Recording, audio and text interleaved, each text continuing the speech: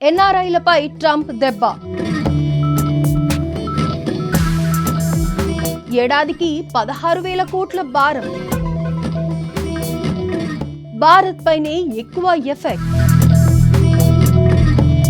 నమస్తే, ఆంధ్రప్రభకి స్వాగతం. నేను ప్రియా కౌశిక్.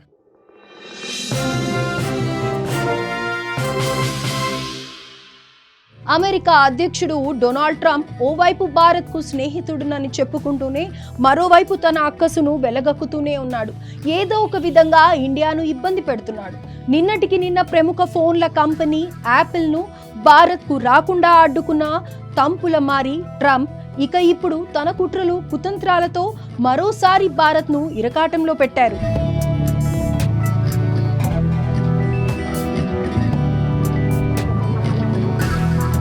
అమెరికాలో ఉన్న ఎన్ఆర్ఐలకు డొనాల్డ్ ట్రంప్ చుక్కలు చూపిస్తున్నారు. పలు దేశాలు ఆర్థిక పరిస్థితులను దెబ్బకొట్టే కుట్రకు తెరతీశారు.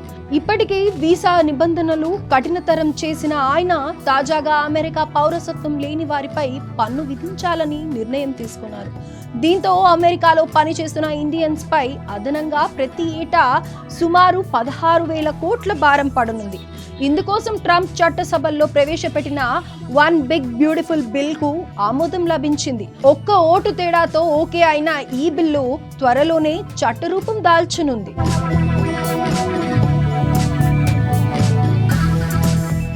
ఇక 2023-24లో భారత్కు ఎన్ఆర్ఐల నుంచి మొత్తం $118.7 బిలియన్ అందాయి. ఇందులో 32 బిలియన్లు ఒక్క అమెరికా నుంచే సమకూరాయి.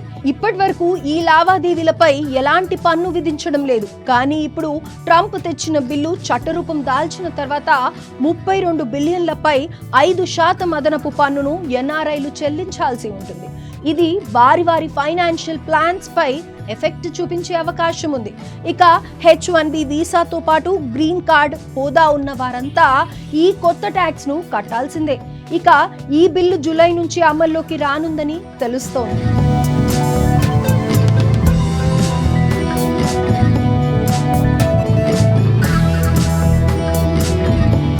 అమెరికాలో పనిచేస్తున్న ఎన్ఆర్ఐలంతా తమ సంపాదనను స్వదేశానికి పంపేందుకు ఇప్పుడు చెల్లిస్తున్న ట్యాక్స్ కు అదనంగా మరో 5% కట్టాల్సి ఉంటుంది.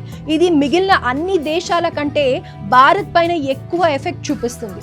ప్రతి సంవత్సరం సుమారు 45 లక్షల మంది ప్రవాస భారతీయులు తమ ఆదాయాల్లోని కొంత భాగాన్ని అమెరికా నుంచి ఇండియాకు పంపిస్తున్నారు.